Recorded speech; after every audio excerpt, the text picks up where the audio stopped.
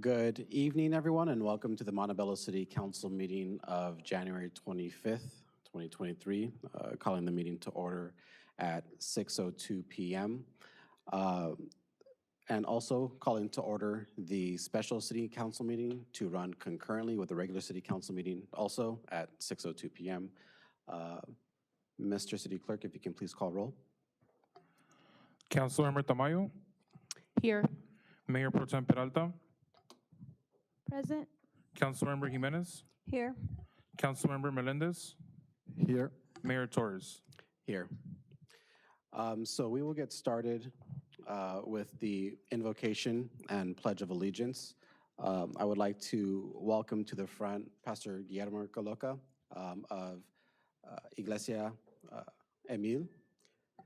And before we get started here, I just want to note the display at the front of the dais in memory of the 11 lives lost at the recent shooting in Monterey Park and the 7 lives lost in Half Moon Bay. Pastor and audience, if you can just join me for a moment of silence as we open up.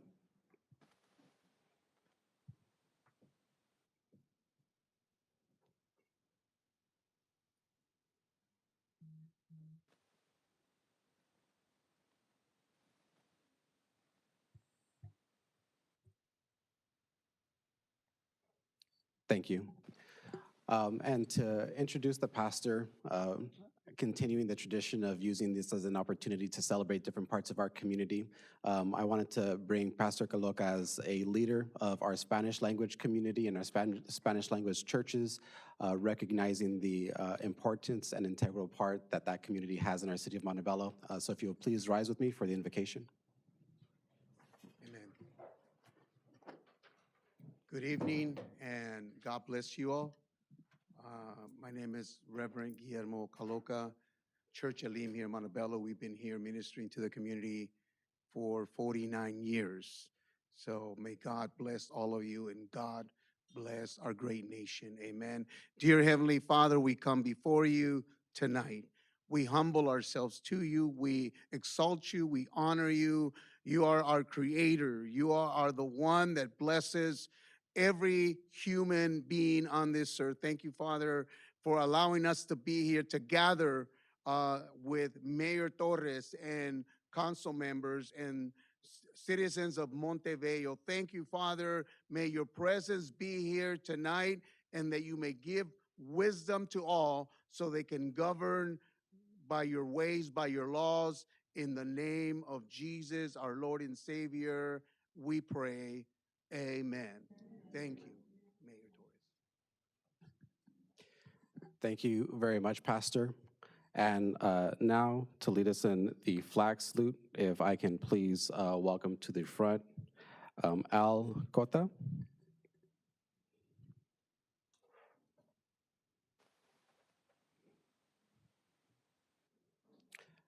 One moment, please.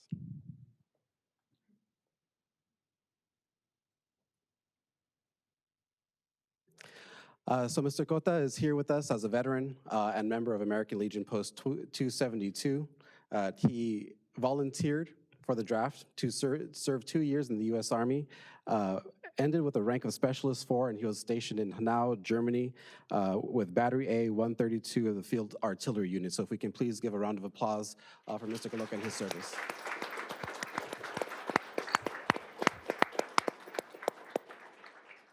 For those in uniform, please salute, and for civilians, if you can place your hand over your heart, please. I pledge allegiance to the flag of the United States of America and to the republic for which it stands, one nation, under God, indivisible, with liberty and justice for all.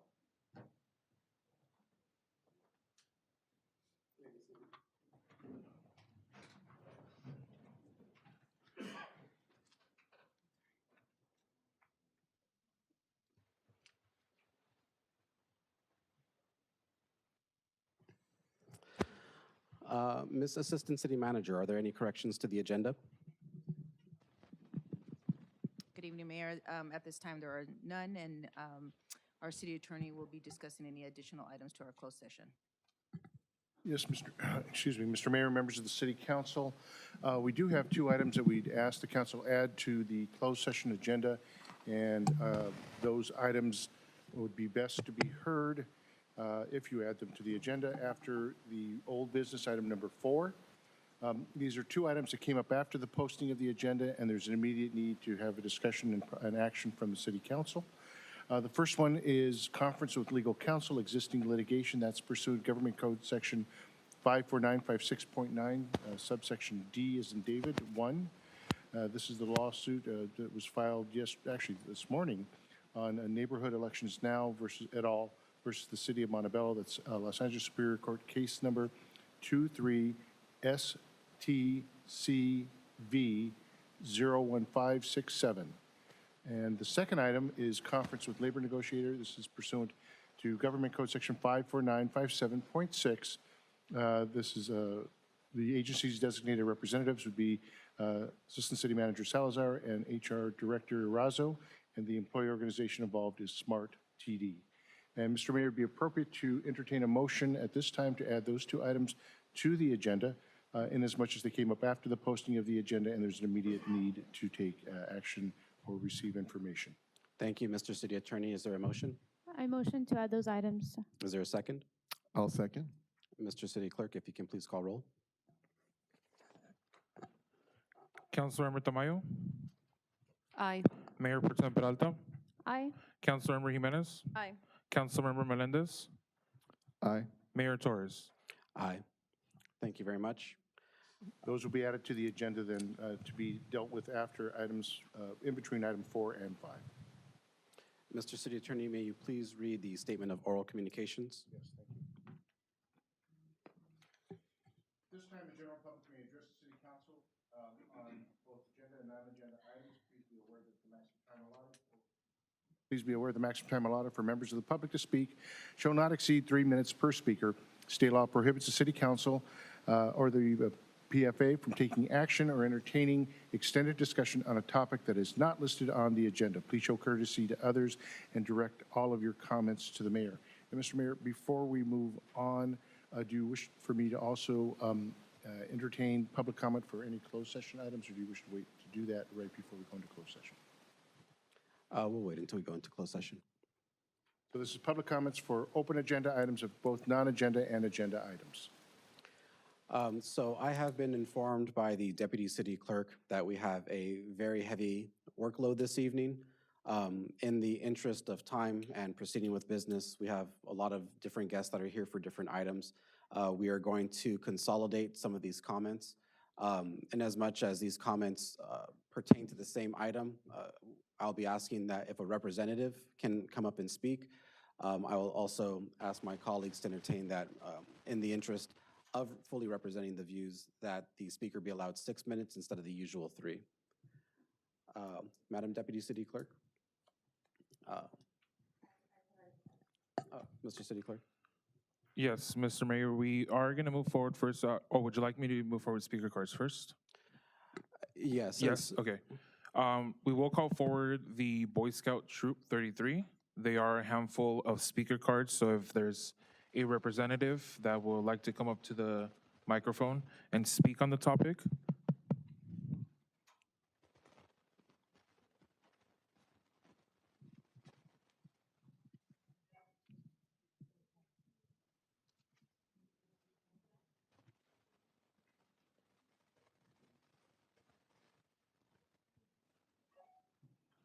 And if a parent or one of the scout leaders would like to come up and speak as well, we'll entertain that.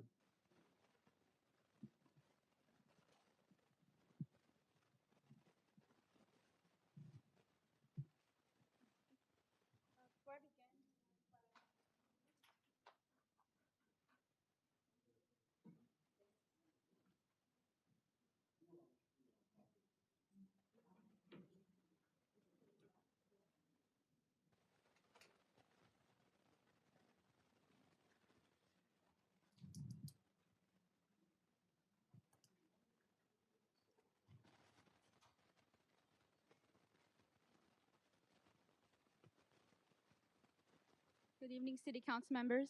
My name is Sarah Valenzuela. I'm a 15-year-old sophomore, scout of Troop 33, and Leo of Montebello. We meet at the Bignell Youth Center, home to the youth of our city. Please raise your hands if you are in support of the preservation of the Bignell Youth Center. Thank you. So as you can see, there are multiple families who are dependent on the use of the Scout home. A community operates at its best if we have a transparent, two-way street, and that's why we're here today. Being in these programs have immersed me and so many others in experience that are so rare to find. Standing behind me are concerned citizens who would give anything and their time to better Montebello. In these programs, we learn to build a tighter-knit relationship with our community. Thankfully, we have had the opportunity of doing so with our meetings at the Bicknell Park Youth Center. You notice I had used the words home instead of house, because for us, this place is where parents watch their children go into responsible and mature young adults. I mean, for me, it was a place where I was able to have opportunities to develop strong social skills, taught why the importance of giving back to the community, and understanding why being an involved citizen plays such a crucial role in all of our lives. This home is the reason why I am able to be standing here in front of you today. This hut, or home, is a place that has offered programs to multiple generations of youth since 1951. These benefits are real, these facts are real, and this home is real. Real to us, and should be to you too. Today, there are over 70 youth and families who will continue to do great things in the community, but only through the use of the Scout Hut. The experiences that this home will continue to provide for future generations are undeniable. The Bicknell Youth Center is where we meet to plan and learn leadership skills to give back to community events like city cleanups, Lion Pancake Breakfast, Memorial and Veteran Day ceremonies, Thanksgiving food drives, and Christmas gift events. Without this building, the experiences that we have gained would not have been possible. It is with the most sincere intention when I tell you that the youth of our city depend on Montebello, depend on this home, depend on you. This home means a place to go where safety isn't a concern, a place to go where core memories can be made. This home has space that we need to create our futures leaders of our city. Ultimately, it's about how the citizens and youth have a voice and how we will use it to save our home, about how we will use it to preserve this Scout Hut to protect our future. The youth of our city are just as important as any person, organization, or corporation entity out there. The consequences of big decisions like these need to be re-examined. The Scout Hut needs to remain standing. Thank you.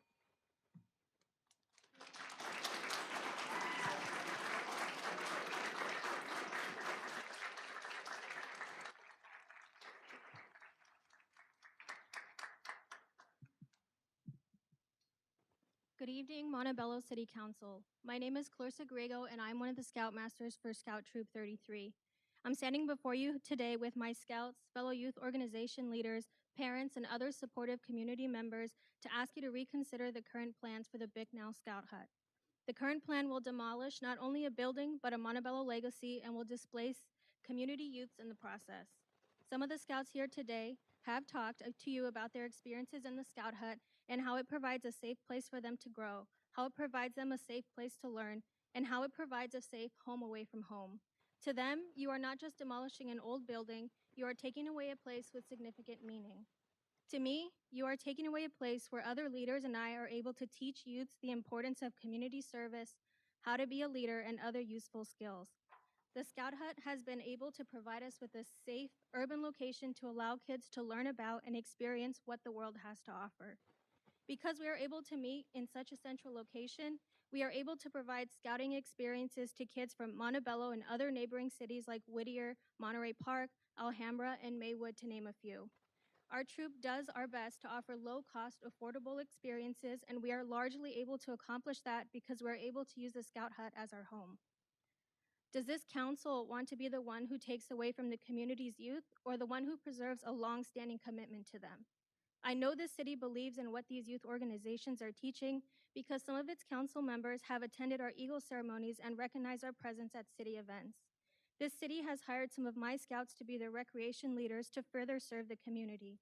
The work our organizations are doing is important, and we cannot continue to help kids unless the city is willing to support us by listening to how we are affected by the decisions being made by council.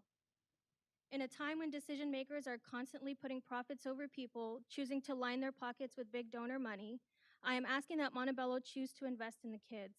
There is value in investing in the future leaders of society. In scouting, we teach kids to think critically, speak their minds, and prepare them to become productive members of society.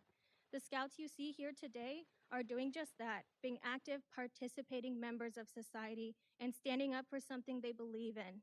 As their leader, I could not be more proud. The Scout Hut is the backdrop of our meetings and activities. It is the centerpiece of our Eagle service projects. It plays the role we need it to when we need it to. To our knowledge, there is no other location within Montebello that is comparable to what is available at the Scout Hut. We invite council to hold a town hall meeting at the Scout Hut so we can walk you through the facility, explain to you why it needs to remain, and let you hear from other scouts and parents. The Bicknell Park Scout Hut is not just a building. We are not just faceless participants who use the facility.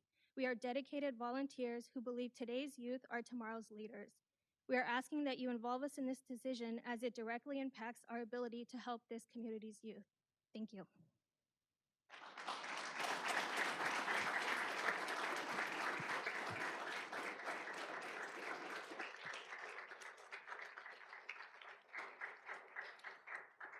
So I'd like to thank all the scouts and all the leaders and volunteers and parents that have come this evening. Unfortunately, as I mentioned earlier, we have a lot of business to get through and a lot of public comments this evening.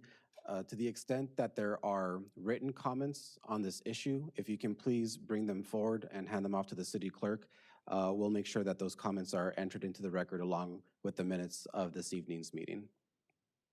So if anyone has any further written comments, the speech that they had prepared, feel free to bring that up at this time.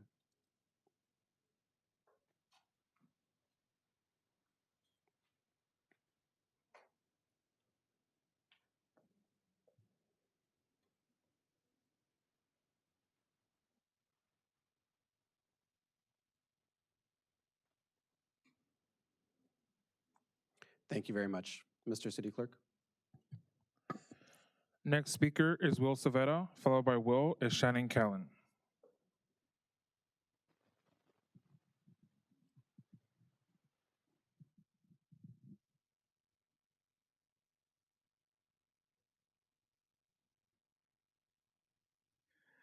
Good evening, council and mayor, staff.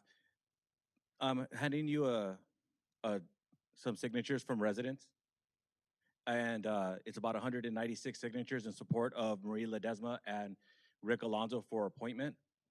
I also saw that Scott Rafferty, the attorney, is here in the audience, and thank you for Glassman for representing the city today in court, and hopefully you guys continue to fight this. The way that they're trying to go and continually force us into lawsuits when they do not live here, and this is our city, and majority of residents, when walking and talking to them, they were not in support of districting. I understand there's some that are. That's fine, everybody could have a different opinion, but the state law dictates that you cannot eliminate those two positions. And we're gonna end up being in a lawsuit regardless of either way you try to roll. However, some of these issues, Mr. Rafferty should have been monitoring the policies that 3 council members were the majority at the time, and they went through and decided to put 5 council seats up for grabs instead of transitioning. This shouldn't be here at the last minute, and I hope that you guys can stand strong and continue fighting this, because he should have brought this issue up before the elections, not after the elections. Where were they at that point? As far as the Boy Scouts hut, hopefully you guys can meet with them and work with them. The Bicknell agreement does clarify specifically that it is for open space. And I'm sorry, if you lease out a land, it is now private, and they are not gonna have a space for these kids. And I know a lot of you guys are involved in groups. I think everybody here on the council dais is involved with groups and good actions. We shouldn't be turning the kids away just because a parent wants the property. This was long before his family had it, and hopefully we can do some archive diving, and maybe they already have a lease or something from the city, because there is proclamations from the city to the Boy Scouts. Thank you.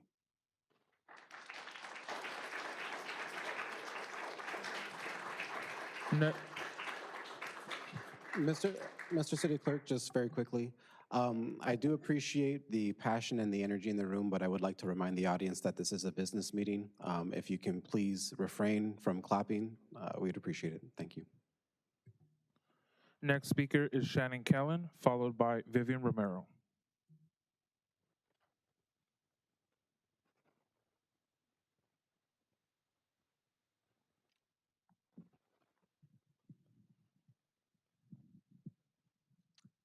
It's nice to be on this side of the microphone.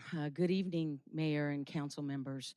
My name is Vivian Romero. I'm born and raised in this community. I just want to support an appointment tonight, a peaceful transition or appointment of power with all that's going on in the world, what's happened in Monterey Park, our neighboring city.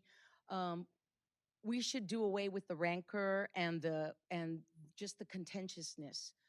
I do have to say that I'm also in support of the Scout House remaining. I think it should have been preserved as a landmark many years ago. Unfortunately, that didn't happen. I also want to mention to any of the listening audience, there was large contributions done by one individual who is standing to benefit from all the projects at the Montebello Municipal Golf Course and made large contributions to political candidates in the past election.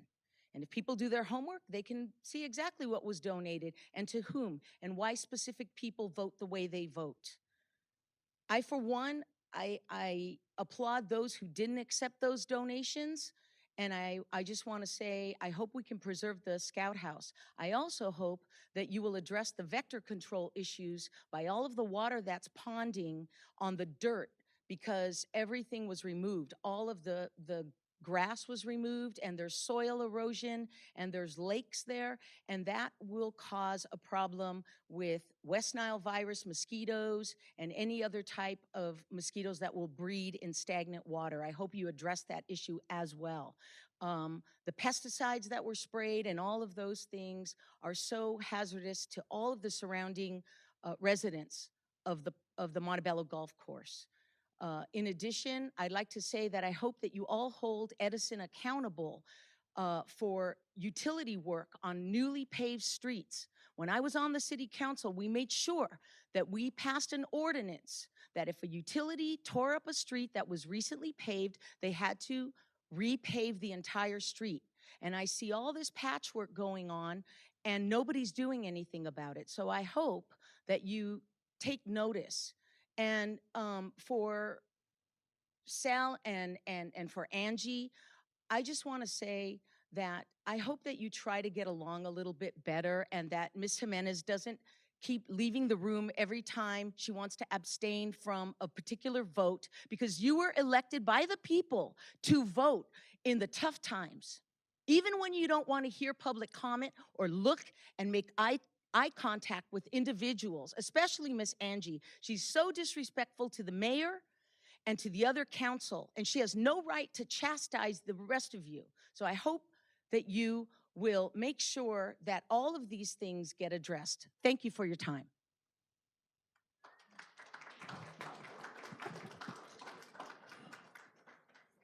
Next speaker is Delia Sandoval, followed by Delia will be Ricardo Alonso.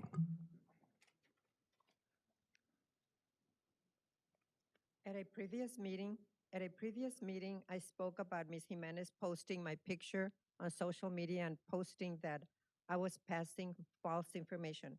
She targeted me, confronted me, and harassed me. In reality, she was the one misleading our community. Check the city council agendas, you will see. She was very disrespectful to her constituents who believed in her.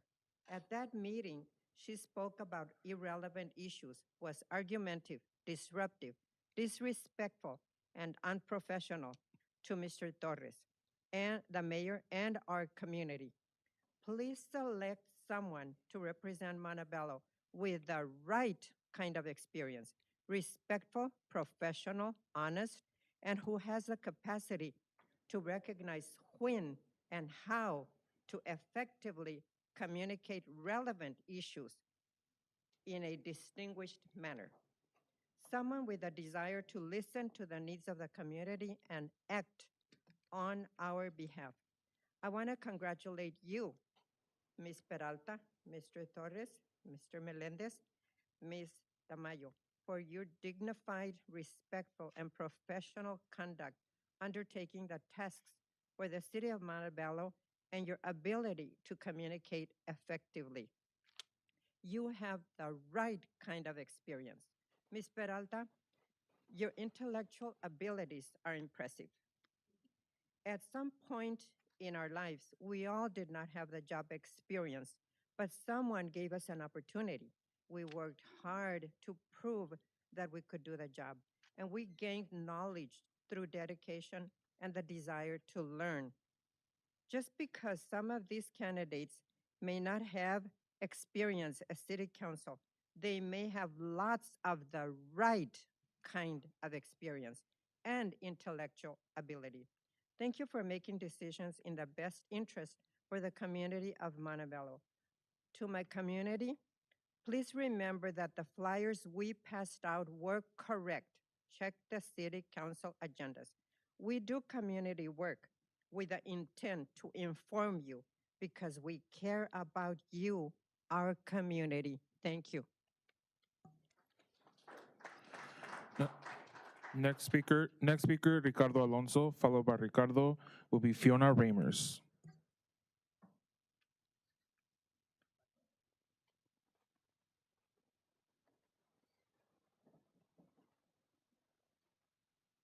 Good evening. My name is Rick Alonso, and I'd like to quickly address item number 5 on the agenda. Thank you.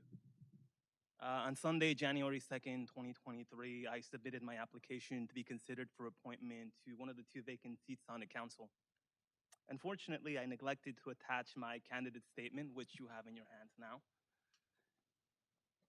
I submitted my application that Sunday night because I knew that I had a very busy work week ahead of me, and I thought that perhaps submitting it earlier than later would be best.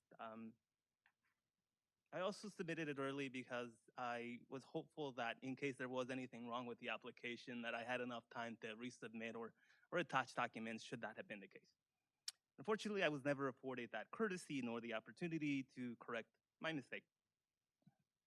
I say this is unfortunate because when I ran for city council a few months ago, the staff at the city clerk's office was amazing and helpful and reviewed my submission package to ensure both accuracy and completeness. I believe the same level of help afforded to prospective candidates during the election should have been afforded to prospective candidates for appointment in this rather brief appointment period. As previously stated, you now have my statement in your hands, and I respectfully request that it be included with the rest of my application. Thank you. Next speaker, Fiona Ramers, followed by Fiona is Alexandra Briseño.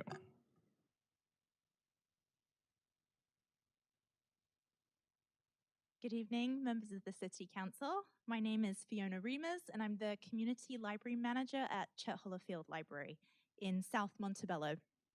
I've been serving this community since last year, and I'm here to make sure residents of Montebello really take full advantage of everything that Chet Hollerfield Library has to offer. For instance, we're hosting a COVID-19 vaccine clinic, and that is on February 1st, next Wednesday. You can make an appointment or you can just come on in. The clinic is from 4 to 7 and it's for all ages. We are a library, so we have story times, and our next one is on February 8th. It's for 2 to 5-year-olds and it will be all about opposites. Finally, our weekly Smarty Pants Storytime series, which teaches school readiness skills for toddlers and preschoolers, begins on March 8th. We continue to have online programs for teens and adults too. So the library is really a center for learning for all ages. So we invite you all, residents, and all of you, council members, to come and visit and see what we're all about. Thank you. Next speaker is Alexandra Briseño, followed by Osvaldo Peña.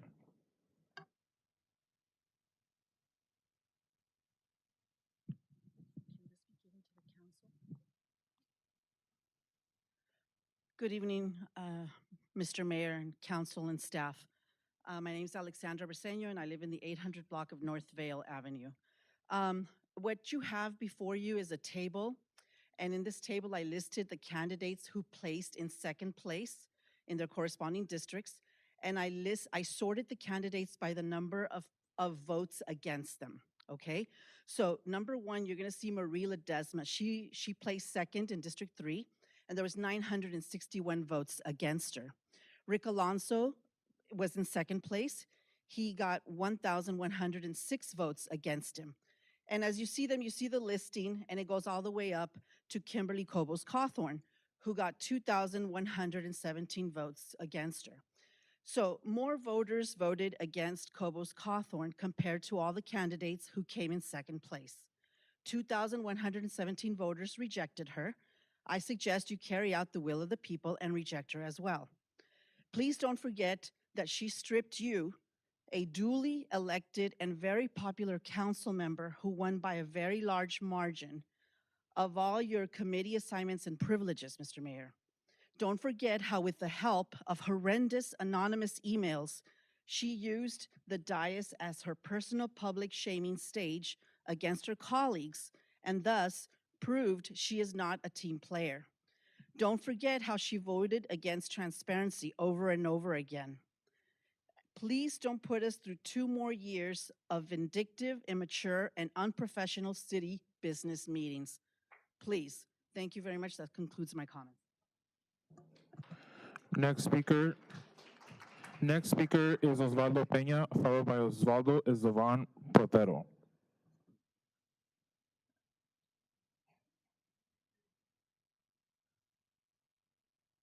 Good evening, Honorable Mayor, City Council. My name is Ozzy Peña. I am your local gas company representative, and I'm here to make a brief statement on the high natural gas bills this winter. As you're aware by now, customers have already seen winter natural gas bills more than double compared to 1 year ago. Natural gas prices were higher than usual this January due to several unprecedented factors that were beyond our control. The high bills are a result of historically high natural gas prices in the Western United States. SoCalGas does not set the price for natural gas. Instead, natural gas prices are determined by national and regional markets. SoCalGas buys natural gas in those markets on behalf of residential and small business customers. And the cost of buying that gas is billed to those customers with no markup, meaning that SoCalGas does not profit from gas commodity prices going up. According to the U.S. Energy Information Administration, a number of factors are contributing to higher natural gas commodity prices. The first is widespread below normal temperatures on much of the West Coast, including Washington and Oregon. High natural gas demand for heating by customers in areas with below normal temperatures. Reduced natural gas supplies to the West Coast from Canada and the Rocky Mountains. Reduced interstate pipeline capacity to the West Coast because of pipeline maintenance activities in West Texas, and low natural gas storage levels on the West Coast. To help our customers reduce energy bills, we encourage them to visit our websites. There's many tips and tricks that people can do at home to lower their bills. For example, lowering the thermostat 3 to 5 degrees, health permitting. Installing proper caulking and weather stripping. This could save roughly 10 to 15% on heating and cooling bills. Washing clothes in cold water. And limiting the use of non-essential natural gas appliances such as spas, pools, heaters, and fireplaces. We also offer several ways to help income-qualified customers through our bill assistance and forgiveness programs, home improvement assistance, and the level pay program. In addition, SoCal Gas recently announced a $1 million contribution to the Gas Assistance Fund, a program that helps income-qualified customers pay their natural gas bills. To learn more, please visit our website, socalgas.com/assistance. Thank you very much. Next speaker is Levon Portero. Followed by Levon will be Shannon Callan.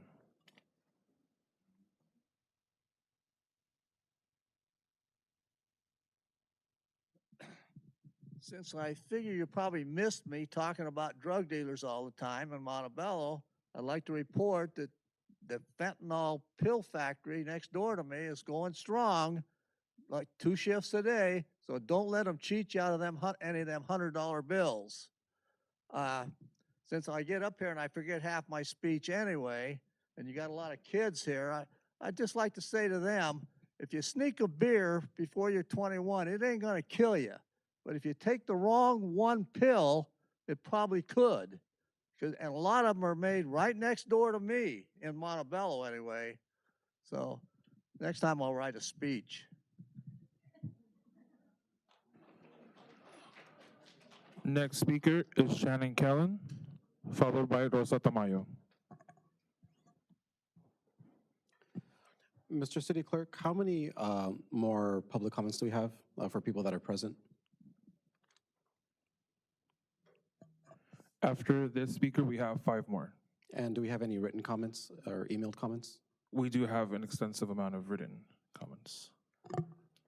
I'm sorry, we do have written comments? Yes, and we how do. many?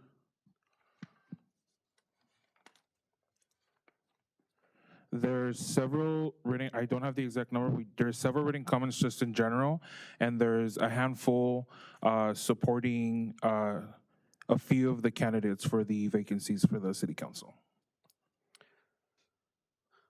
Okay, we'll proceed right now, and I think, Mr. City Attorney, you've said before that we should listen to public comments that are relevant to the item. Is that correct? Before that item is heard? That is correct. Okay. If you can work on consolidating some of those, but we'll proceed with Ms. Callan for now. Mayor, so just for clarification, you want just written comments for the agenda items? And if I may, Mr. Mayor, members of the council, many of the written agenda comments, I'm not sure about the public oral communications, do relate to item number 5. What you could do is defer those comments to be heard concurrently with item 5. Yeah, we'll go in that direction. So, Mr. City Clerk, if you have speaker cards, if they reflect whether they want to address item number 5 or not, why don't we put those aside for the moment and then just look for comments that either relate to other agenda items or non-agenda items. Yes. As of right now, the remaining speaker cards that we have here are not going to be speaking on agenda item 5. We only have written comments that are specifically for agenda item 5. So the speaker that's before us currently does wish to address item number 5? There's a say in the card. Yes, this will be on agenda item 5. That's correct. Again, what I would suggest, Mr. Mayor, is that we, based on what you're somewhat indicating, that you conclude public comments, go forward with the agenda.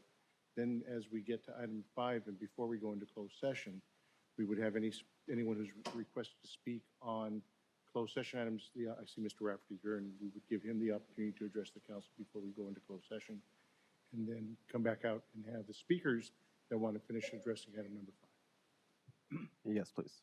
Okay. So then, ma'am, I'm sorry. We're going to defer your comments till a little bit later on in the agenda. So thank you, but we will call you. We'll call you later. Then, Mr. City Clerk. If we can please have If we can please have some order in the chambers. To reiterate, the comment is not going to be skipped. It's going to be heard concurrently when the item is heard. So if you can just please allow us a little patience to get through the business and so we can hear, get through some of this business and get to what I think a lot of us have shown up for. And if I may add, Mr. Mayor, everyone who submitted a card on item number 5 will have their opportunity to speak when that item is heard. So, Mr. City Clerk, are there any other written, public comment, oral public comments? Yes, the remaining 5 speaker cards are just stating general comment. It's not on any agenda item. Why don't we call those individuals forward?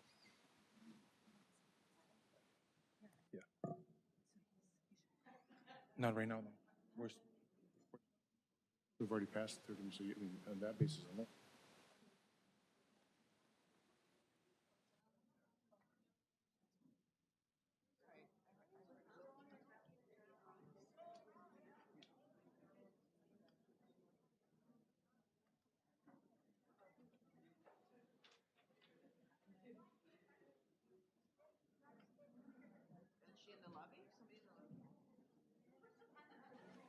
And if we can ask all the individuals that are leaving the room at this time, please maintain order as you depart. Thank you.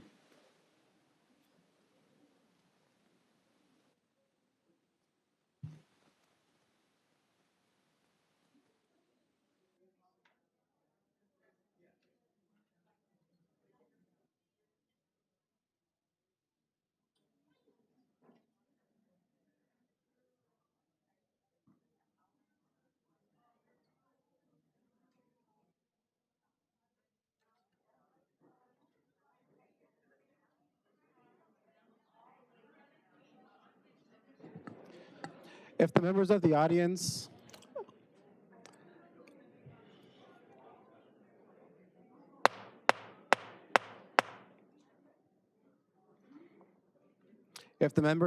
can please come to order so we can continue.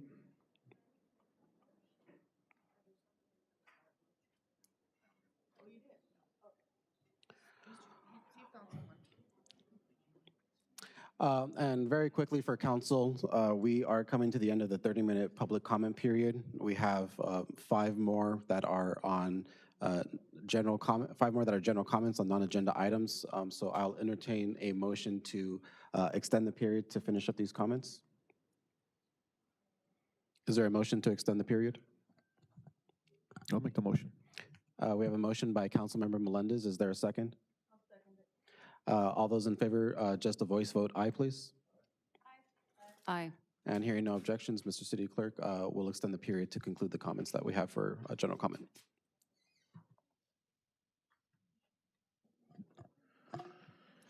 Next speaker is Rosa Tamayo. Followed by Rosa is Linda Nicholas.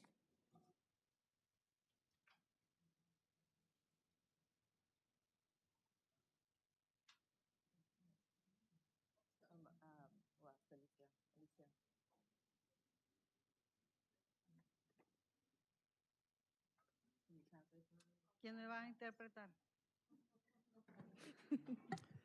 Ms. Tamayo, thank you for attending this evening. If you can just put pauses in between your statements so Ms. Fernandez can translate for council. A little bit. Sorry. You ready? Me dicen cuando empiecen. Oh, esta cosa. Estamos listos. I don't want to show my face. Estoy chiquita, pues. You'll pause it, right? Thank you. Buenas noches. Yo soy Rosa Tamayo y soy una activista comunitaria. Good evening. My name is Rosa Tamayo, and I'm a community activist. Mucho gusto de estar aquí con ustedes. A Mayor David Torres y Concilio de Montebello. It's a pleasure to be here amongst the City Council of the City of Montebello. Disculpen lo que les voy a decir, pero les hace falta la filosofía del trabajo, porque estoy mirando cómo están trabajando You are Eh, missing the philosophy of work as I see how you are working together. Yo busqué la aplicación porque yo también quise tomar oportunidad de aplicar para concejal, I did review the application because I wanted to take the time to advise. pero no miré la aplicación en español, ni en chino, ni en japonés, ni tampoco en But I did not see the application in Spanish, Chinese, Japanese, o en diferentes idiomas que tenemos aquí en la comunidad. or the various languages that yo- we have within our Y yo community. pregunto a ustedes cuál es la diversidad que nosotros tenemos aquí dentro. And I ask you, what is the diversity that we have among our community? Ustedes quebraron el derecho civil mío de no tener la aplicación en español. You broke my civil rights by not having the application in Spanish. Y usted, David Torres y Scarlett Peralta, saben muy bien cómo es mi filosofía de trabajo. And you, Mayor Torres and Mayor Pro Tem Peralta, know what my philosophy is of my working philosophy. Por algo están ustedes ahí sentados. There is Por a mi reason why you are español at que your yo seats hablo. with the language that I speak. La otra cosa que yo quiero decirles es que tomen muy en cuenta The other que thing la I boleta would para like for you votar to para todos los consider. ciudadanos está en español. ¿Puedo repetir? Que la boleta para votar para todos los ciudadanos está en español. I also ask that the Aparte del candidate inglés. ballots be in Spanish. In addition, Es todo lo que les quiero decir. that's Por all I would favor, like no to say. estén quebrando los derechos civiles. Estoy Please don't break our cansada de civil estarles rights. diciendo que tengan mucho cuidado con estar quebrando los derechos civiles. Please be careful with our civil rights. Gracias. Thank you. Next speaker is Linda Nicholas, followed by Linda is Ana Jurado.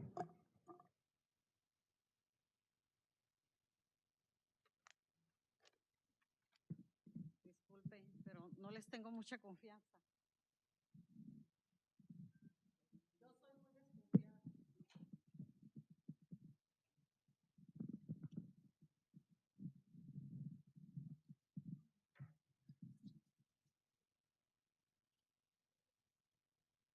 My name is Linda Nicholas, address on file.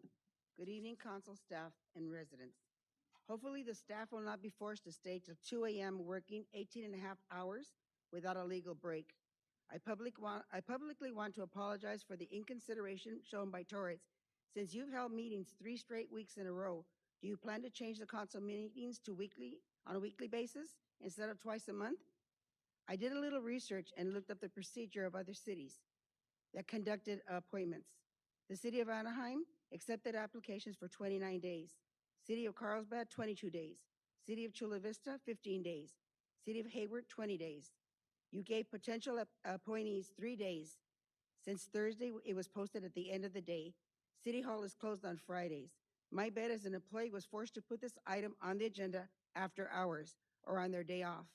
Yet you, Torres, don't seem to show any consideration for the staff. Your process is tainted by the fact Peralta already on the record stated who she's chosen to appoint. According to voter registrar's office, your math is off. If you go at large, appointments would also be at large, which would be Cobos Cawthorn with 1,041 and Gutierrez with 911 votes. Everyone knows you'll never allow the legitimate candidates to be appointed. Wonder what the ACLU will think about this sham of an application process. How are our rights being denied by a tainted process? Excuse me, Mr. Torres, I'm speaking to you. Can you pause my time while the mayor can listen to me?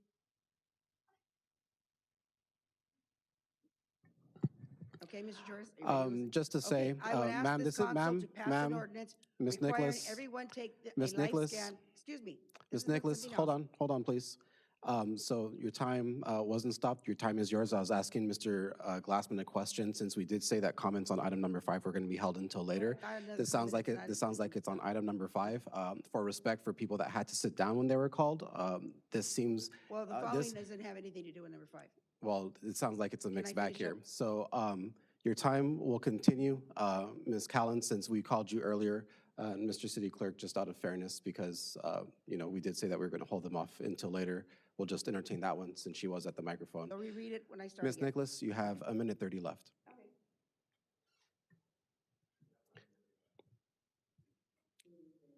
Ms. Nicholas, you have 1:30 left.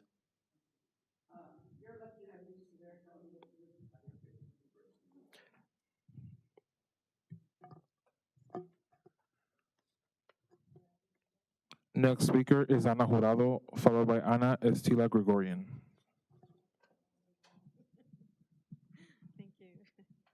Mr. Mayor, just before the speaker does start, as a reminder to anyone who's coming forward, this item is, your comments are to be addressed on just general items of the city or other items on the agenda, not item number 5, which will be addressed later on in the agenda. I'd like this to be put on the record, please.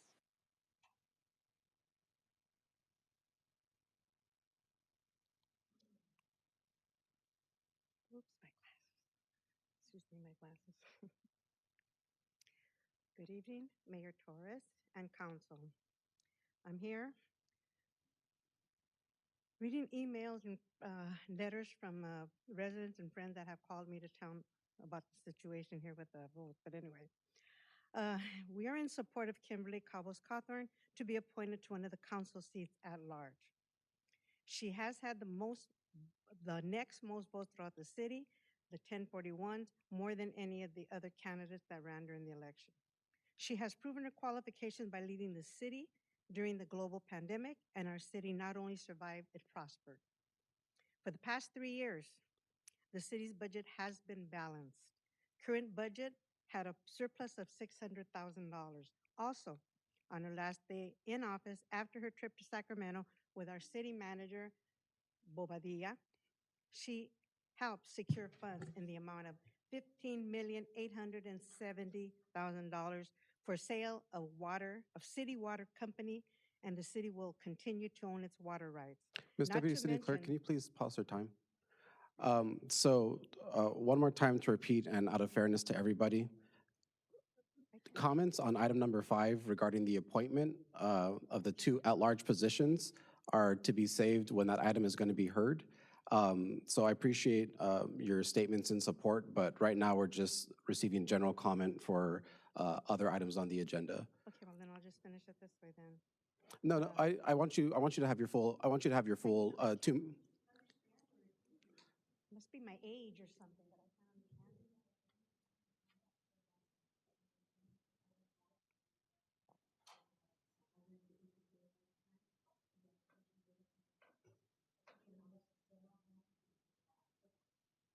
Okay, my general comment would be, this is coming from me. I see everybody coming up and all this talking about get this person or whatever to fill out the vacant seats or whatever, but I follow Robert Rules of Order for parliamentary procedures. Okay, this is what I've known. Okay, and I don't see why all this is going up and down like that. If it is the way it is, the 2 that had the most should just be easily and avoid conflict, because it's pitting people against people, neighbors against neighbors. Okay, so secondly, somebody mentioned the word nepotism at one of the meetings. I was trying to read the letter or hear the letter, but just for the record, nepotism is favoritism shown to relatives or close friends by those with power of influence. So, I see that the last council meeting we had, or I'm noticing a lot of things, and I'm researching. I'm retired now, and I research. I don't go by gossip. I don't go by hearsay. I research, and I researched quite a bit of stuff. But this is one of the things. You know, the Robert Rules of Orders should be no problem if that's what it is. If that's a process, Congress uses it. House everybody uses these rules. So the top 2, that were after were that had the most just automatically. But yet it's pitting everybody. Oh, come on. Montebello is never going to get straight because everybody's fighting about this and fighting. Do the right thing, and that's it. It's there. If Congress and representatives and all this can follow these, we're the city of Montebello. It shouldn't be that difficult. But everybody's coming up here, oh, this and that. I don't have time for that. I just want Montebello to be the way it was. I've been here in Montebello since the 68, since the 60s. Montebello is just not the same. It is. Thank you very much. I appreciate it. Mr. Mayor, if I may to just clarify with the rest of the speakers coming up to see if they're be addressing general comments. I do have Tila Gregorian. Will you be speaking on general comments or on agenda item 5, which is regarding the appointments?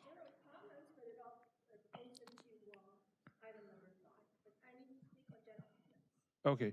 At this time,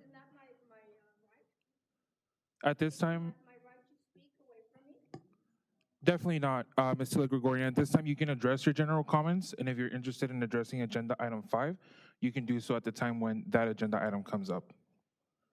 So at this time, it's just general comments. Oh, okay. just Your comments general for agenda item 5, you can come back for agenda item 5 to address Thank those. you for allowing me to do that. My name is Sheila Gregorian. I've been a resident of Montebello longer than any of you have ever lived in the city. But, and I love my city, and I want it to remain as it has been. And I just do not like the changes that you're trying to make up there. And for one thing before, no homes and the country club, please. That's the only jewel we have in our city. Please reserve it. Keep it beautiful. That belongs to our city. And that's the one place that people from all over come to play golf in. Then I have to address Scarlett because she was very free to appoint the next two council members. Do we have queens in this city that she thinks she has the right to do that? I don't think so. If you cannot select a person, I would say select the two with the most votes. Wouldn't that be the logical thing to do? But if not, then have a general election. Yes, it costs money, but be fair. This is America, remember? And you, let's see. Well, I guess that's all I have for my journal. I will come up again for the 5th. Thank you. Maybe I'll take the 5th too. Next speaker is Tommy. Tommy, I'm sorry, I do not want to mispronounce your last name. So, yes, Tommy, last name F? Yes. Yes. Yes. The only item we're collecting is agenda item 5. So you can do so, come up. Thank you, City Clerk. My name is Tommy Falvaya. I represent IBEW Electrical Workers, Local 11. We represent close to 12,000 members in Los Angeles County. And we have about close to 300 members that live here in the city of Montebello. We're in wholeheartedly support of item number 2, ABS Energy, which is a great partner to the trade unions. We feel that, moving forward with this item is going to create good construction jobs, and it's well needed right now.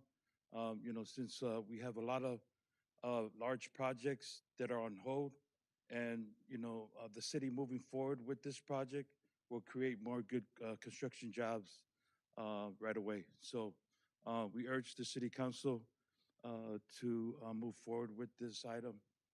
Thank you very much. Mayor, that does conclude all the speaker cards for general comments. We do have 3 written comments for general. Please proceed.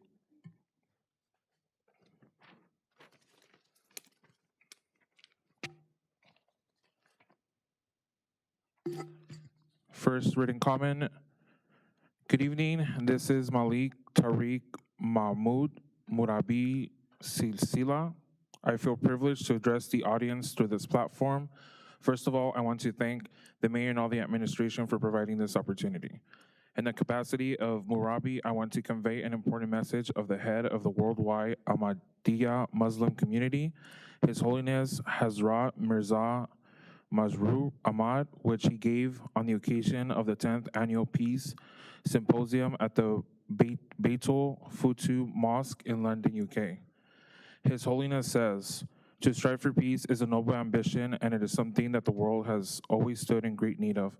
If we look at the situation of the world today, we realize that now, more than ever, it is a pressing and urgent need of the time for us to seek and pursue peace and harmony in the world.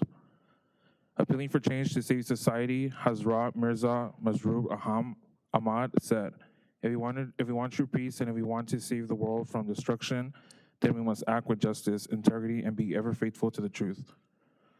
Furthermore, he said, it is the duty of all powers to fulfill the requirements of justice and to unite together. All parties need to increase dialogue and open the lines of communication so that they can peacefully discuss the best means to solve the problem of the world. I will, God willing, always to continue carrying out my task and my responsibilities of promoting peace, tolerance, justice, and compassion to the corners of the world. I will continue to tell all people that in order to be relieved of the pain and suffering that we face today, we must adopt true justice and equality. May God bless us with peace. Amen. Malik.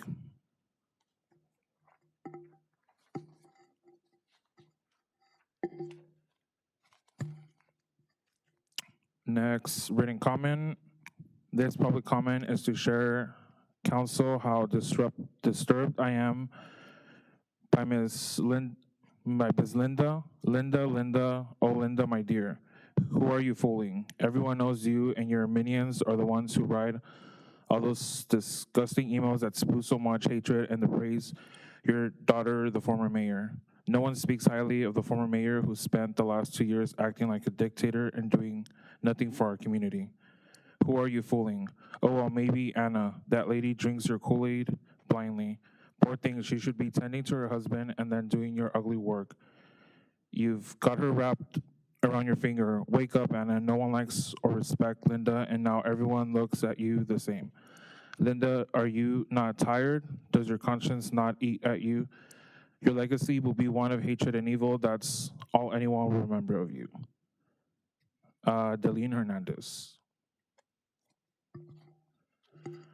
Last written comment.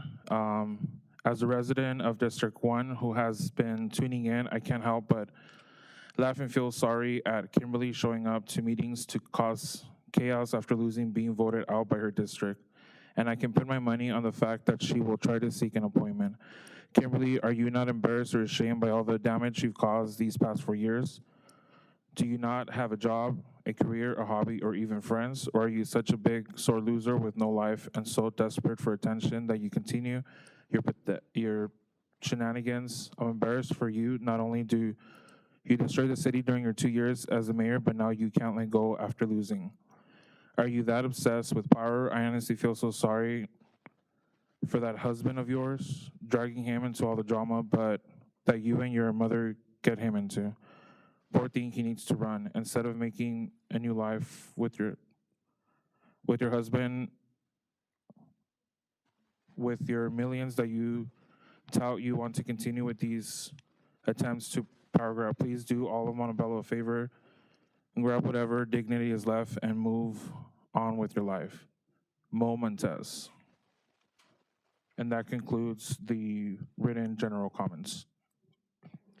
Thank you very much, Mr. City Clerk. Moving on to staff communications on items of community interest, Ms. Assistant City Manager. Mayor, we do not have any at this time. Thank you very much. Going on to our two public hearings. First, we have the first reading and introduction of ordinance number 2461, amending the general plan and zoning designation, case number PC-2022-0004-GPA-ZC-SPR for the property located at 844 South Greenwood Avenue to allow the construction of 12 residential units. Ms. Assistant City Manager, is there a staff presentation? Yes, Mayor, there is. I'd like to invite Monica Rodriguez up to speak on this behalf. as we wait for the PowerPoint to come up on the screen. Thank you very much. Ms. Rodriguez?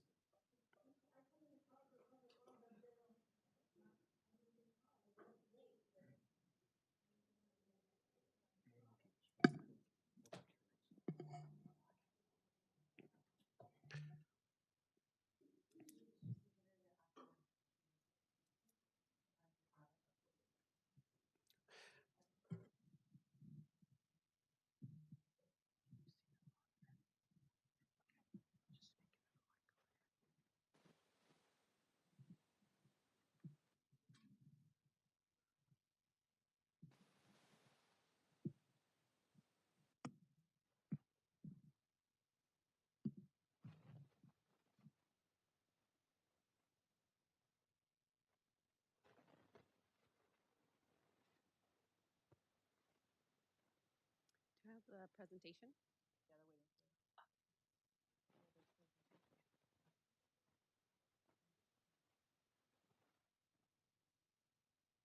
And while we're waiting for that to come up, Ms. Iser, you submitted your card late, but, excuse me, one second.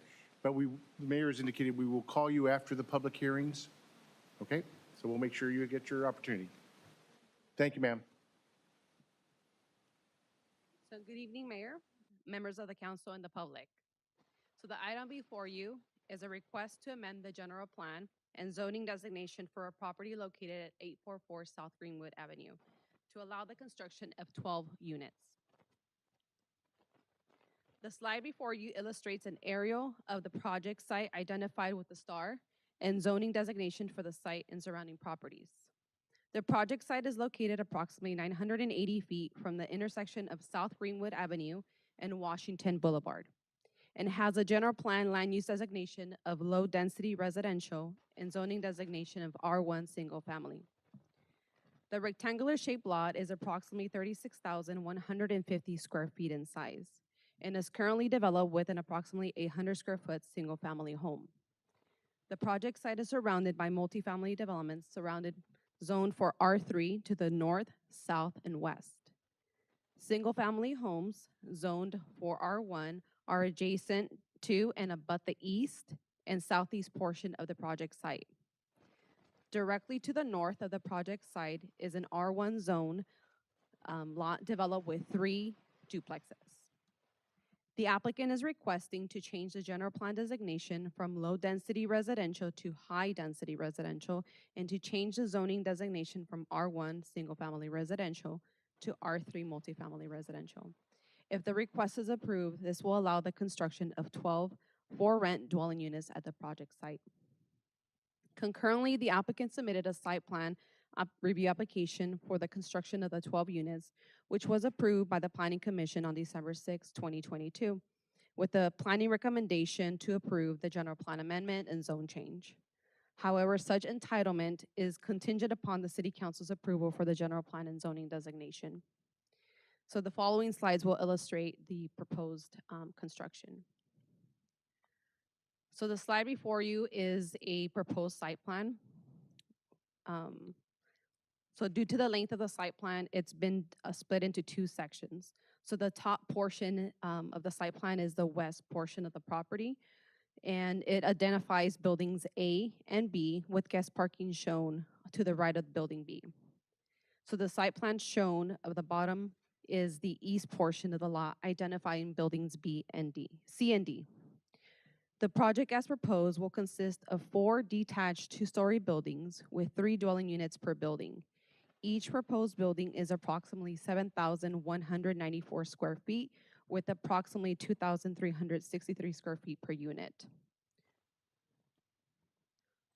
So the slide before you are the renderings of the proposed development.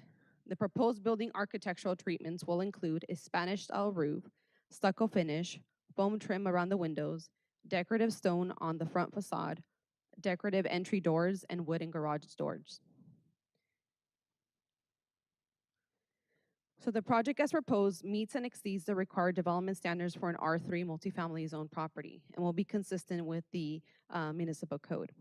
So staff is recommending that the City Council uphold the Planning Commission's recommendation to approve the general plan and zoning designation waive the first reading and adopt ordinance number 2461, approving the general plan and zone change amendment, and find and determine that the general plan and zone change to be statutorily exempt from CEQA under section 15061, subsection B3, common sense exception.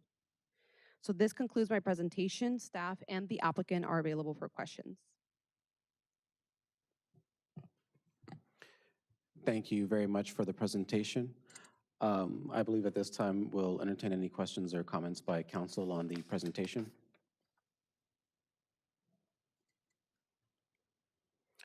Ms. Rodriguez, thank you very much. We will open the public hearing at 7:11 p.m. Mr. City Clerk, are there any speakers on this item? No speaker cards on this item. Thank you very much. Hearing that there are no speakers on the item, we will close the public. Well, I'm sorry, Mr. Mayor. Would it be appropriate to request, because this is a public hearing, and if they didn't turn in cards, we'd still have the opportunity, they'd still have the opportunity to come and address the council. And I see, Ms. Iser, are you wanting to speak on this item? Well, the answer to that question is either yes or no. Come on forward. One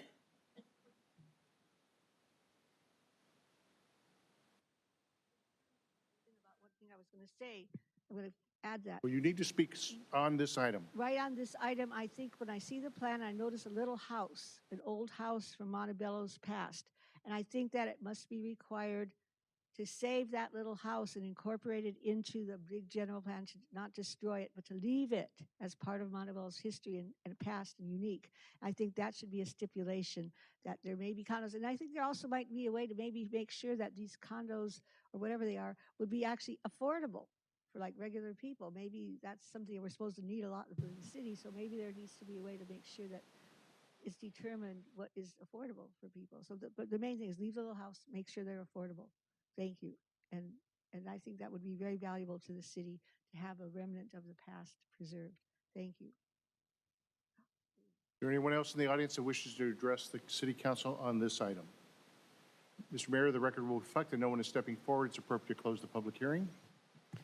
We will close the public hearing at 7:13 p.m. It comes up to the council level for action. Is there a motion to approve the item? I'll make the motion. Motion by Councilmember Melendez. Is there a second? I'll second. Second by Mayor Pro Tem Peralta. Mr. City Clerk, please call roll. Councilmember Tamayo, Aye. Mayor Pro Tem Peralta, Aye. Councilmember Jimenez, Councilmember Melendez, Aye. Mayor Torres. Aye, and that passes unanimously.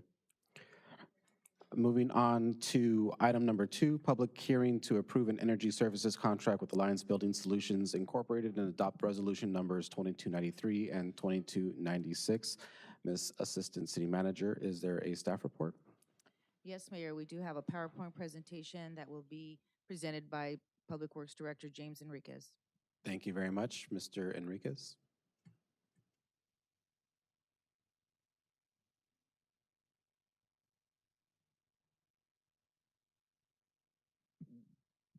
Good evening, Mayor, members of the council. The project before you is energy services contract. It's a energy efficiency project, and it's going to result in quite a bit of equipment and other improvements to the city facilities, and in a way that will be actually a net positive to the general fund. And we'll explain a little bit more about the funding further in the presentation. Right now, I'd like to invite a representative from Alliance that's going to talk a little bit more in detail about the improvements that are included in the project.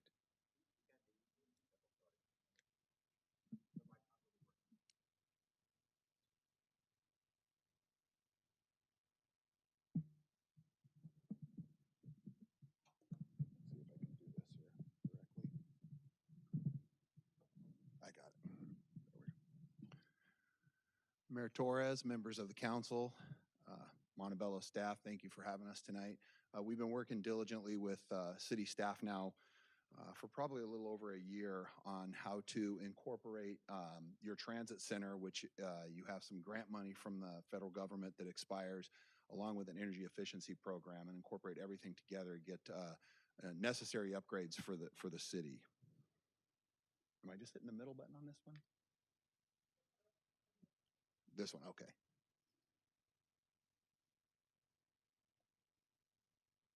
Oh.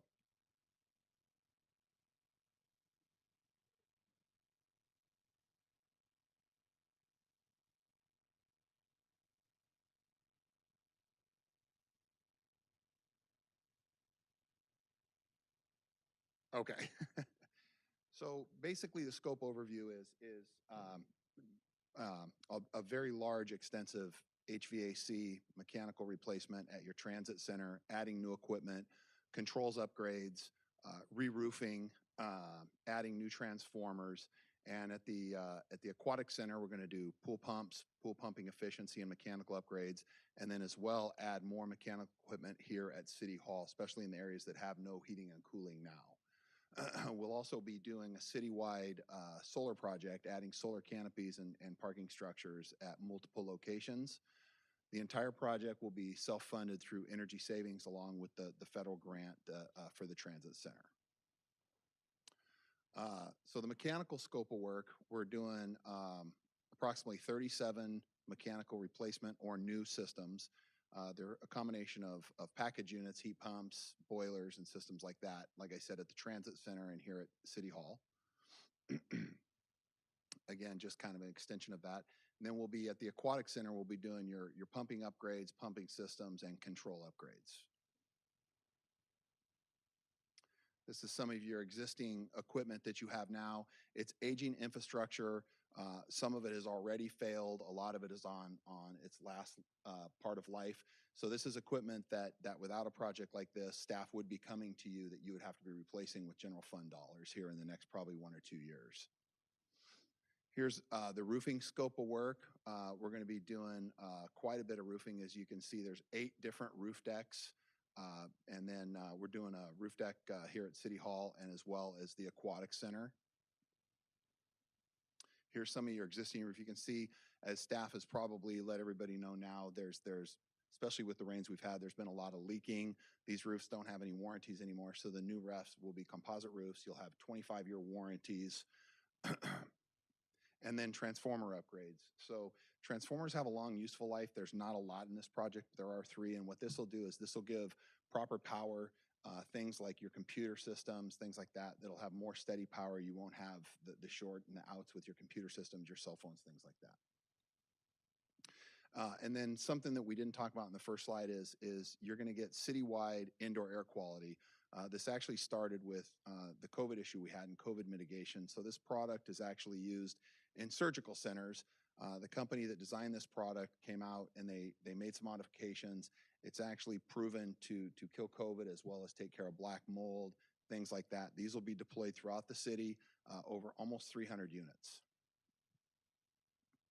And then your solar system. So we've got solar at 5 different sites. It's a little over 2.5 megawatts. It'll be roof mount and carport. So you'll see City Hall,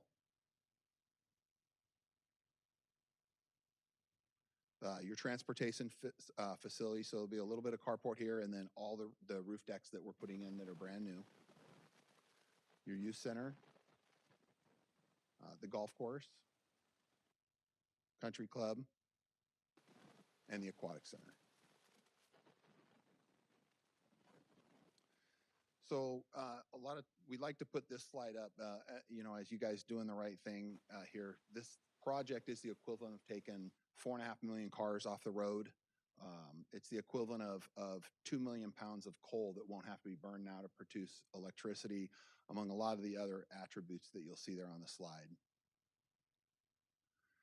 And so we've got basically a $26 million project, like I said, that's funded through your federal grant for the transportation center, as well as savings.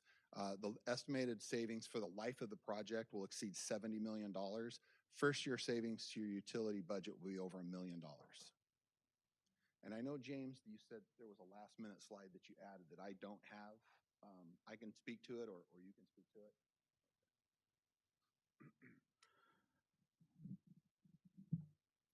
So you saw that it was a $26 million and change project.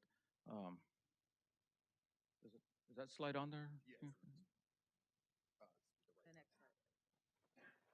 So it's a $26 million project thereabouts. In terms of the funding, the city is contributing upfront capital in using transit grant funds, and also will be proposing to use some of transit enterprise reserve funds.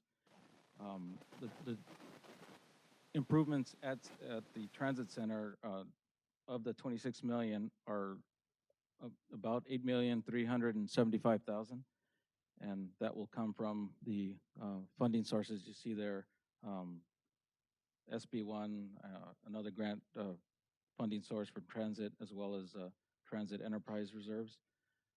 The pool of that 26 million is 2,000,000, about 650. And the recommendation there is to fund that using an interfund loan to front that money. This project also benefits by way of $3.8 million in essentially a rebate that we get once the project is completed. And the recommendation is to use that money to extinguish that loan at the end of the project.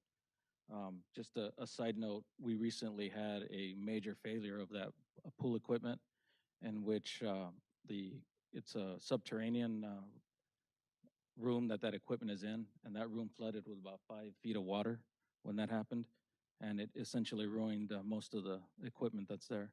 That was already beyond its useful life.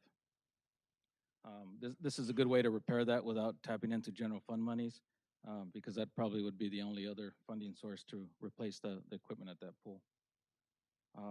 So when you subtract the cash contribution from the city by way of grant funds, the proposal is to finance over a 20-year period 15.2 million. But it should be noted that attachment D in your staff report shows the cash flow for the project, and again, it is net positive to the general fund. It uses energy savings as well as other type O&M savings from installing new equipment that results year by year in after paying the debt service on the 15.2 million in a positive cash flow to the general fund. That concludes the report for the project, and be happy to answer any questions. Thank you very much, Director Enriquez, and thank you very much for the presentation. It will now be at council level for questions or comments on the presentation, and we'll go down the line. Councilmember Tamayo. No comment. Mayor Pro Tem Peralta. Yes, I do have just some comments or some questions. I did see that it was spoken in regards to a possibly 3 to 4 million rebate for the city. What are the assurances, and kind of what does that process entail? So that's actually part of a federal program that was put in place. So traditionally, solar is financed a couple different ways. And so in the private sector, there's federal tax credits and depreciation that have been allowed. And that's never been allowed in the public sector, obviously. You don't pay taxes. The federal government has put a 2-year program in where if public agencies are to deploy solar and fund that they'll get the equivalent of what that tax credit would be in the private sector. And so when we do the quick math on your project, very conservatively, when we put that application in, there'll be about a $3.7 million rebate that'll go back to the city. Got it. And so also, in regards to the competitive process for this specific project, what did that entail like? So city staff has worked with multiple different agencies over the past couple years.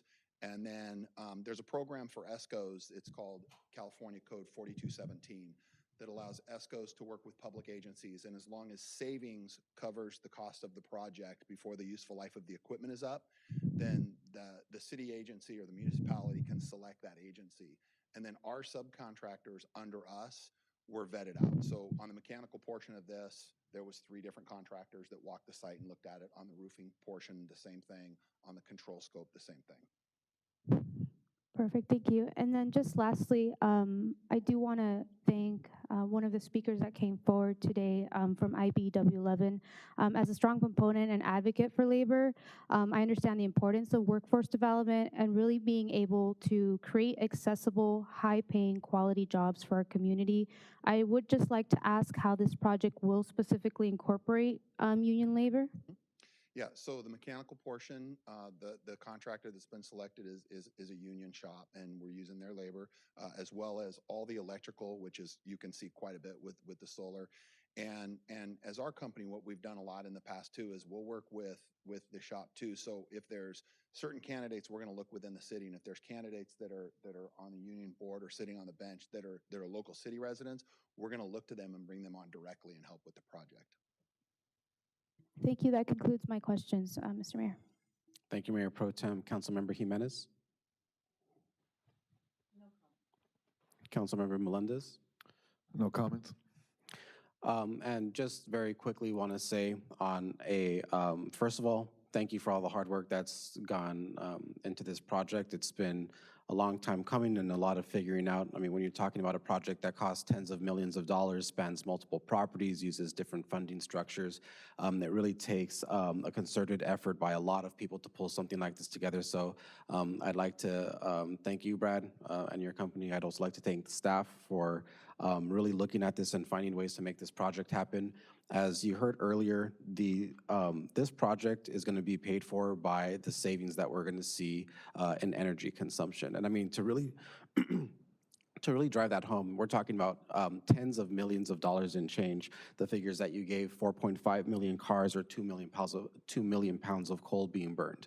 And you know, I think as residents, and I have to admit, even myself, before I was on council and I got to have these fantastic conversations on the ways that we're addressing climate change, you know, residents wonder, like, what can we really do as a city to affect things on a massive scale, to really make a dent in the kind of climate crises that we're seeing all up and down the state as wildfires increase, as flooding increases, as weather starts to sway dramatically. And the city has extensive resources and facilities that we can really take a hard look at and say, like, how do we reimagine our spaces and how do we reimagine the way that that we use electricity, the way that we consume power, and the way that we deliver that. So this is a massive statement in terms of addressing the climate crisis. And once again, just want to thank you, your team, and our team here at the City of Montebello for putting this all together. With that being said, I will open the public hearing at 7:28. Mr. City Clerk, are there any comments?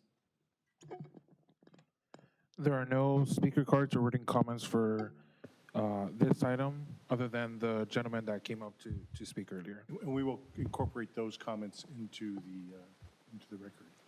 Is there anyone else in the audience who wishes to address the City Council on this item? The May I record chair- please, Mr. City Attorney, just one comment. I'm sorry? May I please?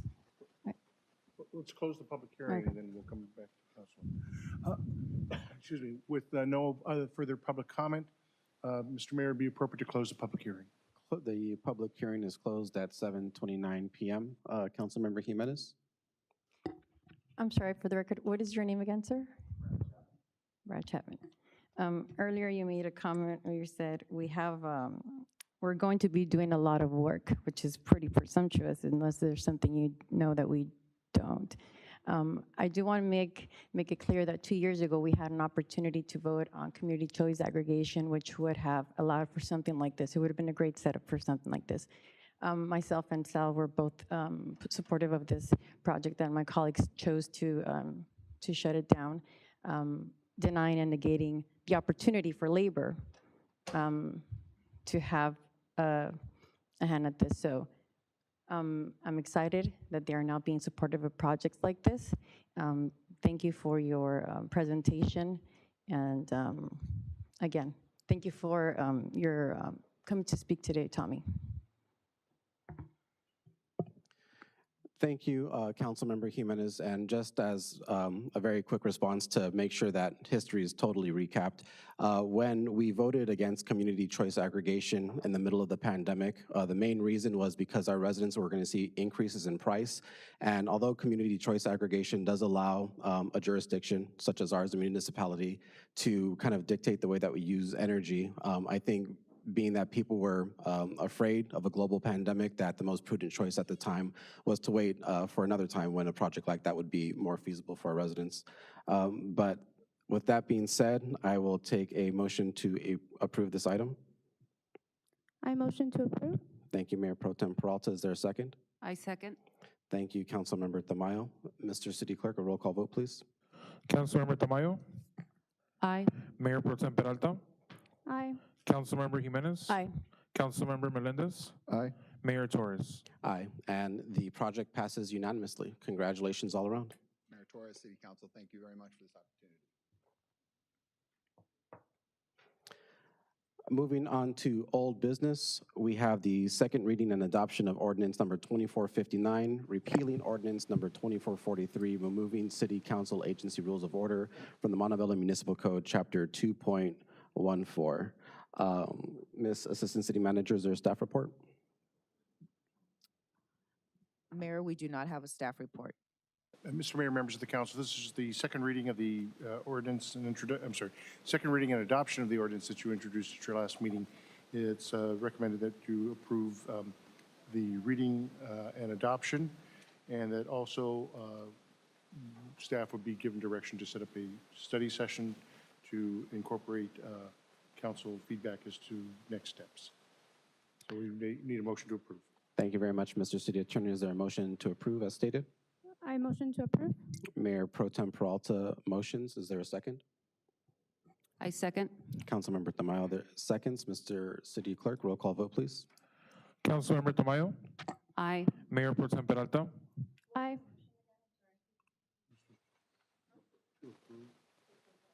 Approve this item instead of set a study. Mayor Pro Tem Peralta, Aye. Councilmember Jimenez, Councilmember Melendez, Aye. Mayor Torres.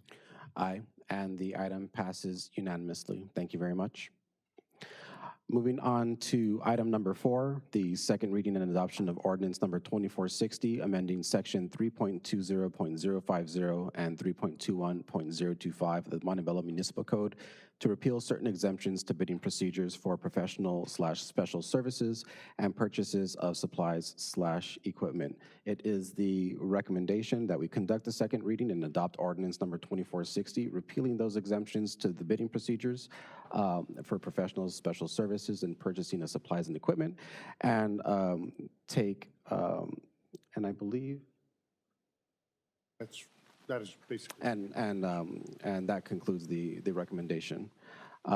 If there is no comment from my colleagues, I will entertain a motion to approve. I motion to approve the second reading. There's a motion by Mayor Pro Tem Peralta. Is there a second? I second. Second by Councilmember Tamayo. Roll call vote, Mr. City Clerk, please.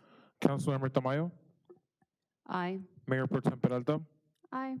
Councilmember Jimenez, Councilmember Melendez, No. Mayor Torres. Aye. The item passes 3 ayes, 2 nays.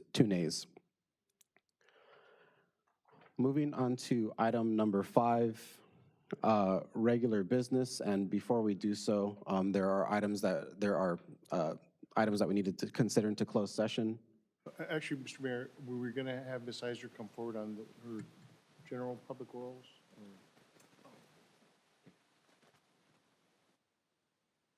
Ms. Iser, this is on general public comment, and you have 3 minutes. Just quickly, I'm sad and angry that because the easy access to deadly weapons, this memorial is here. First of all, up until last year, I was receiving first by paper envelopes with stamps, the agendas and a notice of the meetings. And last year I was told that in order to get them via email, I'd have to pay money. And this year I couldn't quite afford it. And I was supposedly sent one more chance. It was $14, not a lot, but when you're on a limited budget. And then I was going to get one sent anyway. It's apparently an ordinance of something that was passed in 2018, and I'm wondering if this is just another attempt to limit public participation in city council meetings.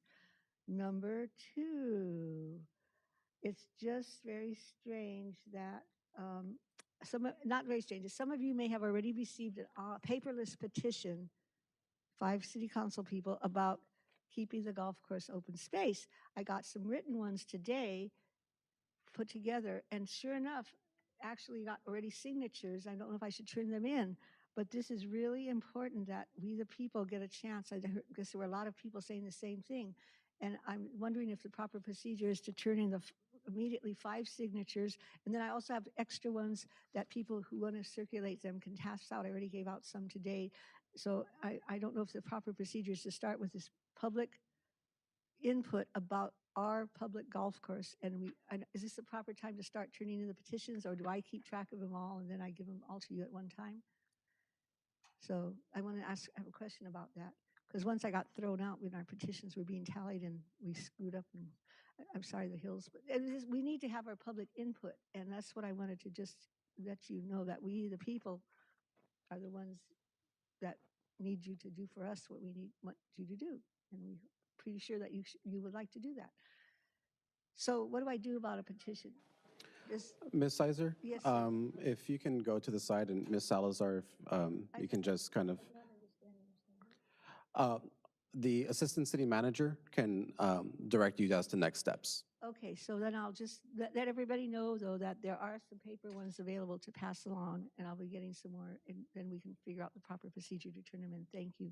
And if you receive the ones online with people signed individually with email, I hope you will consider and really do what we want you to do, and we hope that you appreciate what we want to say and how we want to keep our city wonderful, better than it even is.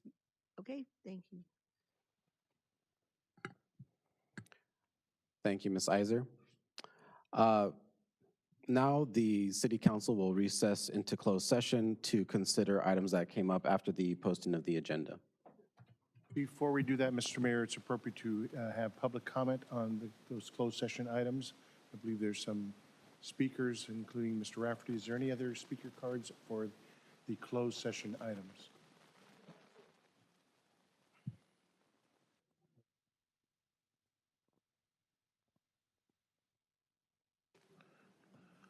We do have 2 speaker cards for closed session and 1 written comment for closed session.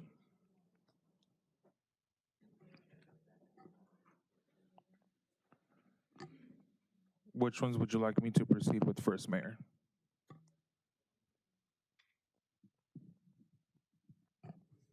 I'm sorry, Mr. Clerk, one more time. Yeah, so we do have 2 speaker cards for closed session items and then 1 written comment. Which one would you like me to proceed with Let's first? proceed with the speakers. With the speakers. First speaker is Scott Rafferty, followed by Daniel Hornbeck. Before my time starts, Mr. Jimenez told me before the meeting that Mr. Bobadilla's personnel valuation was the topic of the closed session, and I want to speak on that. But there's also the item of the litigation, which I later found out. So these are 2 different subjects that I believe are both going to be in closed session. Is that correct? Mr. Mayor, members of the council, the items that we're going into closed session at this point is for the litigation item and the labor issue, not the city manager performance evaluation. However, if you wish to receive public comment at this time for all closed session items, you have the discretion of doing so rather than. I think to keep things a little tidy, we'll take public comment on the closed session item regarding item number 5 specifically. And then when we recess into closed session later for the other items, we can have public comment for those at that time. When you say regarding item 5, you mean the litigation? The litigation, correct. Okay. Well, it's time we wrap this up. It's been 2 years since. Okay. Oh, the mic's not working. Okay, well, I'll speak up really loud. In fact, okay, and I'm really really speaking to the people. But we need to wrap this up. I mean, it's been 2 years since some of your constituents came to me in favor of district elections, which are really wonderful for voters, not just minority groups, but they mean more competitive elections and they mean greater representation. And Montebello was such an easy case.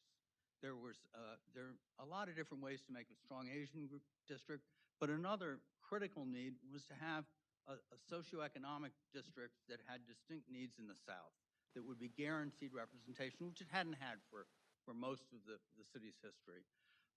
And there was 4.5 months.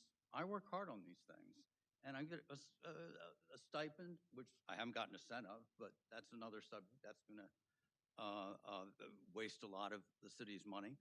But instead it went on for 15 months. And beyond the point that the law allows me to give extensions. And this meant that the communities could not recruit challengers in time. That's why the law says you have to get this done. And so it wasn't the competitive election we all had expected. But you did it. You got it done in late May. And then a month later, you took a giant step backwards. And one of the things that happens predictably when these things drag out is everybody knows it's the right thing to do in the beginning, but the longer it goes on, the more it becomes about the politicians and their concerns. And I've never seen it go to this extreme. But and I'm not here to judge, but I'm just saying that's happened, and it's wrong. It needs to be about the city. And having 2 at-large members who are not elected is not consistent with the California Voting Rights Act. It's not consistent with the Government Act. You can't expand a city council without voter approval, which you haven't attempted to get. It's just wrong on so many different levels. And one of them is, by the way, there's a section of the government code which says that if a city council member resigns and votes for his own successor, they can't be employed by the city council for 2 years. So I hope you've considered that if the two decide to vote this evening on item 5. I just implore you, we heard this morning, I mean, it's a Pyrrhic victory for the city. The judge rejected the notion that I didn't do things right procedurally, said I did everything absolutely right. He rejected the notion that I had an obligation to bring this up in June when I didn't even know about it because I thought this case was over. But he said, it's not irreparable injury because every action these people take, if they're put on the council, is going to be subject to challenge. You can get it rescinded. That's a horrible outcome for the city. It really is. Everything you do will be suspect. And he said, quo ronto, getting rid of the people, it takes a long time. But he says, meanwhile, if they do things and they shouldn't be on the council, that was his perspective, which surprised me. So let's figure this out. This is wasting time and money. Thank you. Mayor, I did want to clarify and make a correction here. The next speaker, as well as the written comment, has expressed interest in addressing the closed session item for the employee performance evaluation. Do you want us to address those now or wait until that closed session item comes back? We'll wait until we hear that closed session item. Perfect. So then that does conclude all written comments and speaker cards for closed session. Okay, thank you very much, Mr. City Clerk. I believe, having heard the comments, that we will now recess into closed session to consider. Yes, Mr. Mayor, we're just going to deal with the one item, as I understand. This would be appropriate to recess into closed session at this time for conference with legal counsel, existing litigation, the item that was added to the agenda, the neighborhood elections now versus City of Montebello matter. Be appropriate to recess. Thank you very much, Mr. City Attorney. We are recessed at 7:45.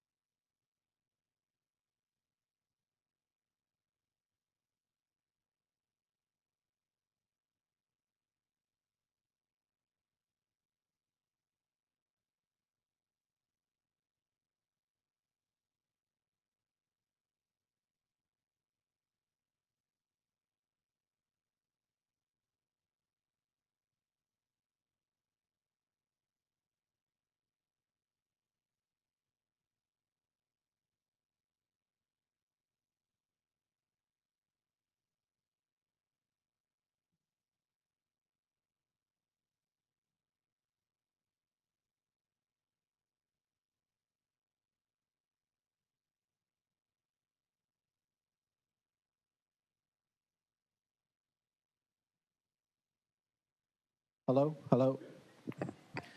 We will reconvene regular session. Mr. City Attorney, can you please provide a closed session report? Yes, thank you very much, Mr. Mayor, members of the City Council. The record should reflect that the City Council convened closed session with all 5 members being present. That at a point in time in closed session, Council members Melendez and Jimenez left closed session. In attorney-client communication with the balance of the City Council, I think at this time, Mr. Mayor, it would be appropriate to entertain a motion to adjourn. Can I get a motion to adjourn? I motion to adjourn. Motion by Mayor Pro Tem Peralta, and a second. I second. If before we can adjourn, just one more time, taking a moment of silence for those that perished this past weekend, both in Monterey Park and Half Moon Bay. If you'll please join me in remembering those lives.